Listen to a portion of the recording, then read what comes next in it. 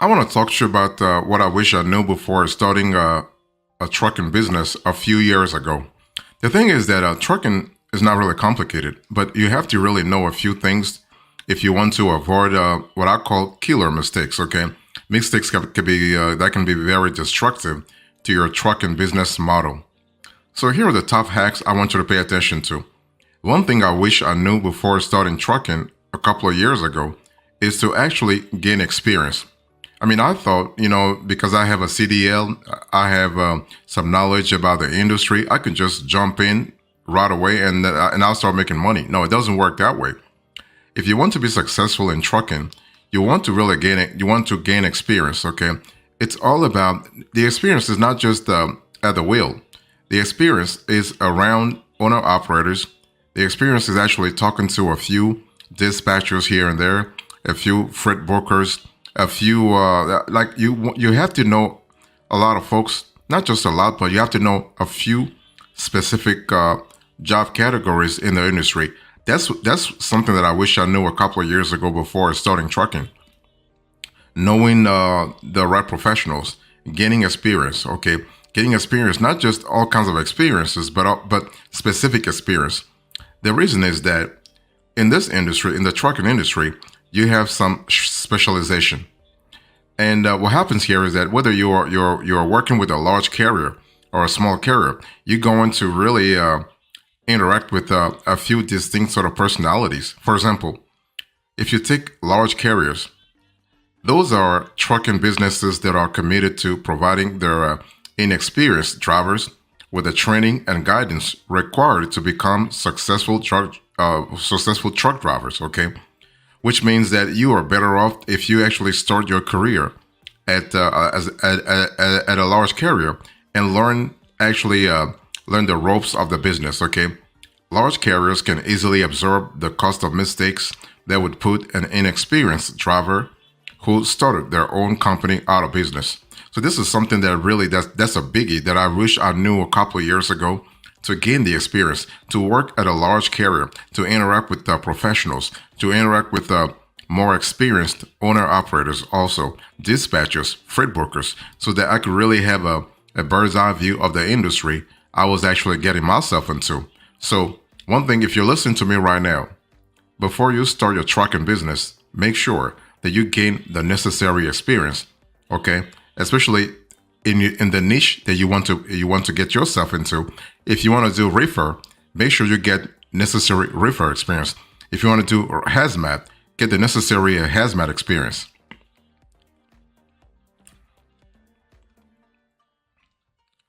The second thing I wish I knew before starting my trucking business a couple of years ago was to actually go back to trucking business 101.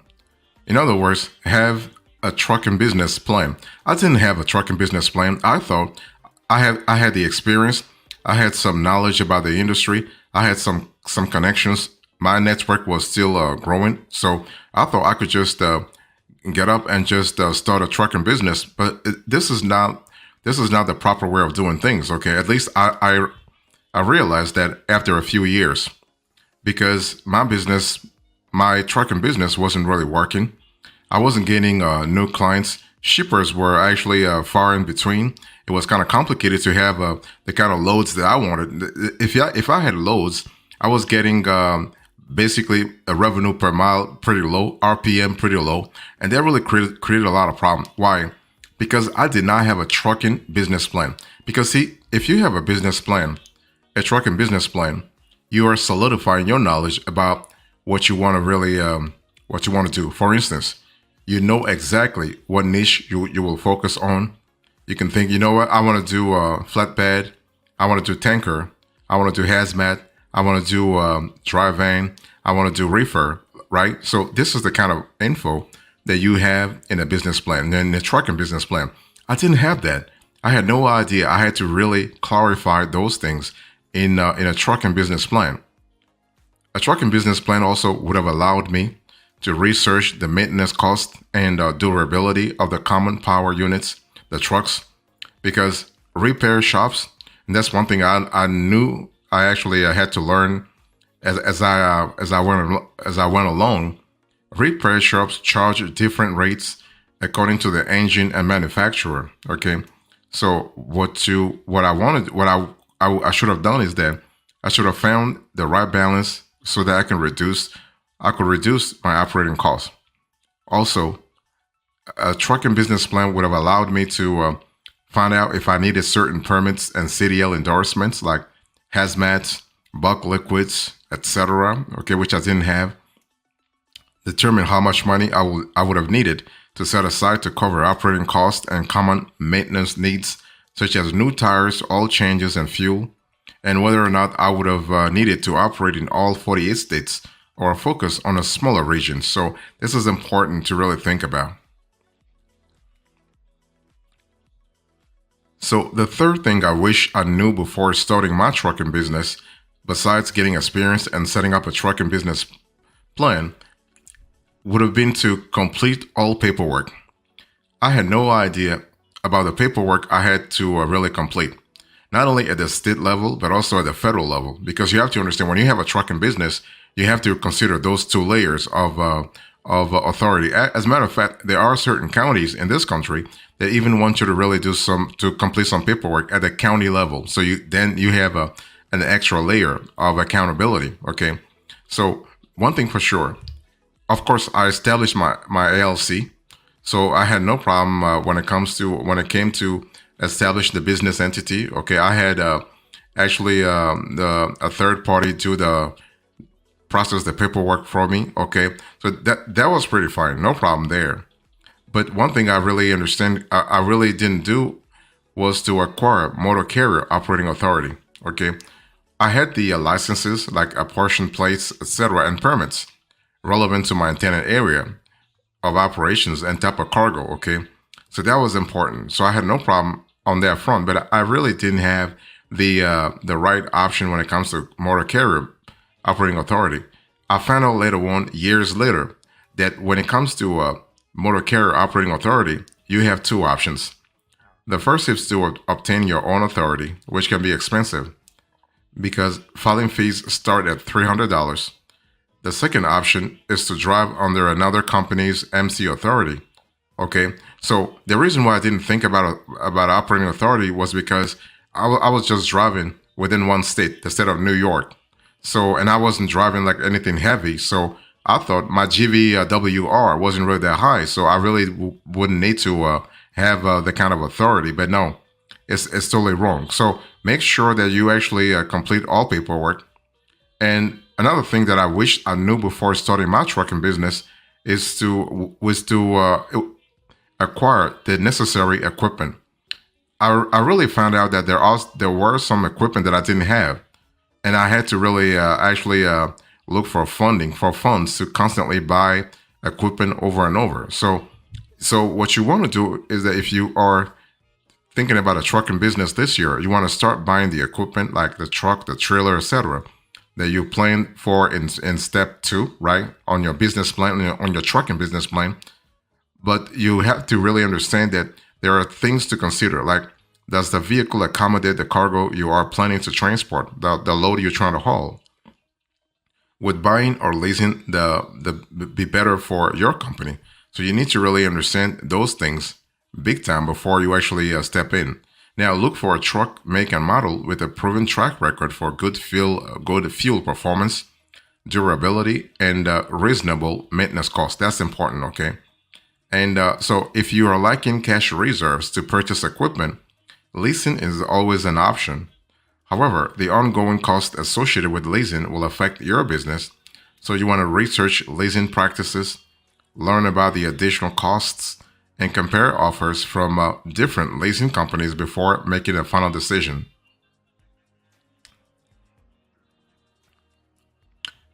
Another thing that I wish I knew before starting my trucking business revolved around insurance. Of course, I knew the basic types of insurance I needed to get, but I didn't have I would say an overall view of insurance in general. I mean, the thing is, when it comes to trucking business, you can't just go to the basic insurance.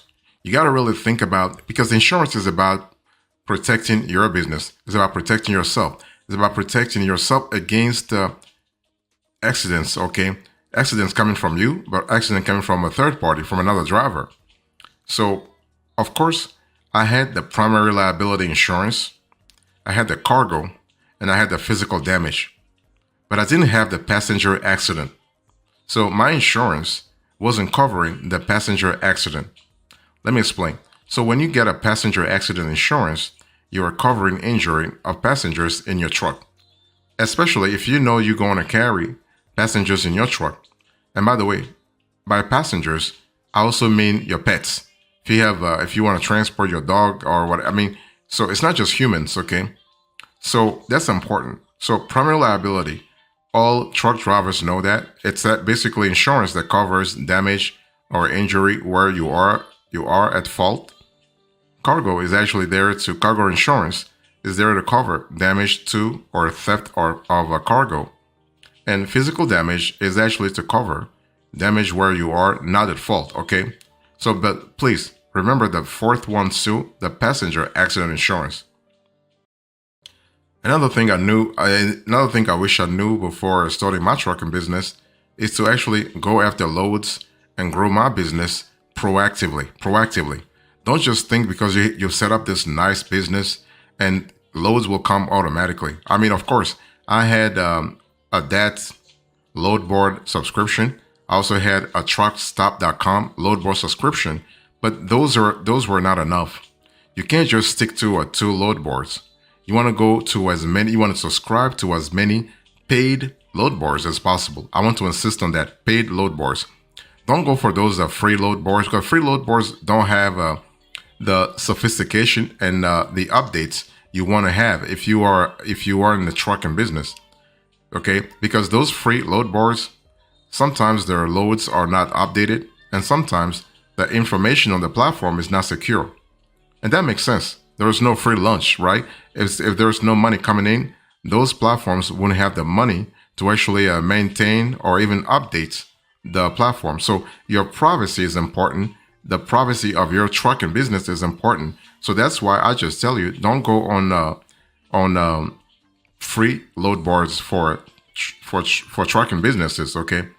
So when you think about funding a load or loads, think about loads boards, but also, so I'm talking about that, truckstop.com and others, but you also want to think about shipper relationships so that you can actually cultivate a deeper relationship with shippers.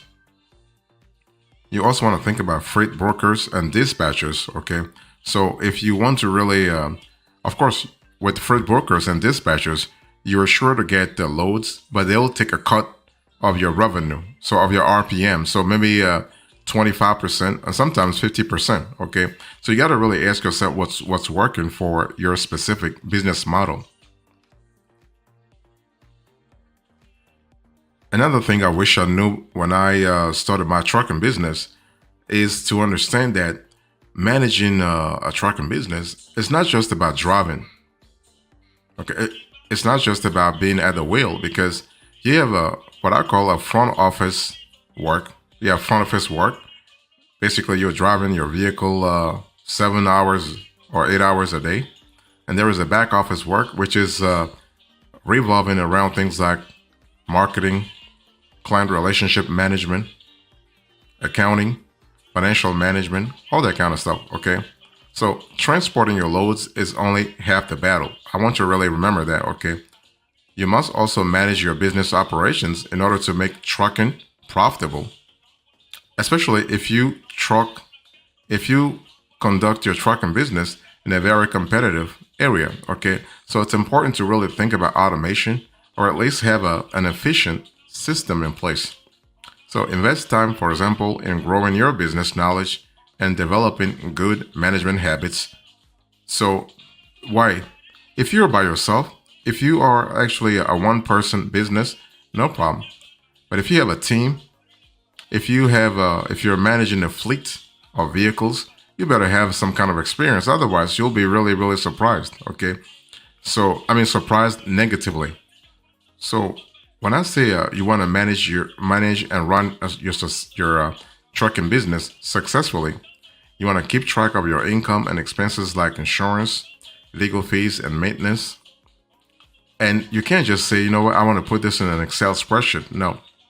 Maybe you want to really think about maybe having those expenses in accounting software, such as QuickBooks, Xero, Wave, NetSuite, and so on and so forth.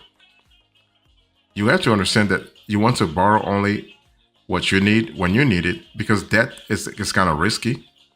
You want to thoroughly review all shipments and factor in the cost of maintaining your equipment, taxes, fees, fuels, tolls, etc. When determining if a load is profitable, okay, if the RPM is pretty interesting for you. You also want to understand that you want to maintain a healthy cash reserve for unexpected repairs, time off, and those times when loads get scarce. And because those times will come, there will be a time when loads will be scarce, and those are times where you need to really survive, right? And this is an important element. And so you can use trucking software to optimize your schedule, fund loads, and maximize your revenue. The last thing I knew before starting my trucking business was compliance. Compliance was really important. I knew I had to comply somehow, but I didn't know the extent to which I needed to comply. Okay, because maintaining compliance with federal and state regulations or regulators is essential for sustaining long-term success. The cool thing is you want to be on the right side of the law, right? That's really important element. So what happens here is that you want to keep track of all expiration and renewal dates for licenses, permits, filings, and insurance. Make sure the paperwork you are required to keep on board your truck is in an accessible and easy to remember location, right? Because that's what you want. Because if you get pulled over, you don't want to struggle to find the papers. You want to maintain safe vehicle operations at all times, including following hours of service regulations, weight restrictions, and other safety regulations. And so failure to do so can negatively impact your CSA safety score and make it impossible to haul loads for certain shippers that require good safety scores. Like, for instance, Amazon wants you to have a good safety score. So the last thing you want when you are headed to a scheduled pickup is to be out of service for non-compliance and hit with hefty fines. That's not what you want to have. It can damage your relationship with your customers, add additional expenses, and quickly put you out of business permanently. It's also the fastest potential problem to control simply by reviewing, let's say, your legal documents on a regular basis, okay? This is an important element. So, long story short, you have to really understand that starting a trucking business is not that complicated, but it does require some training, some planning. So, it's important.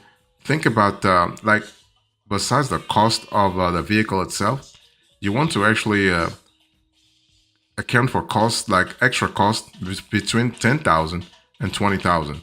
I'm speaking about business formation, about 2,000, commercial driver's license, about 7,000, insurance, about 10,000, okay? Fuel maintenance, 70 to 125,000, permits and licenses, 500 to 5,000, office space and utilities. If you're not running the trucker business from your house, for instance, you have to account for about $500 to $2,500 per month. And marketing and advertising, you're looking at $5,000 to $10,000 per year.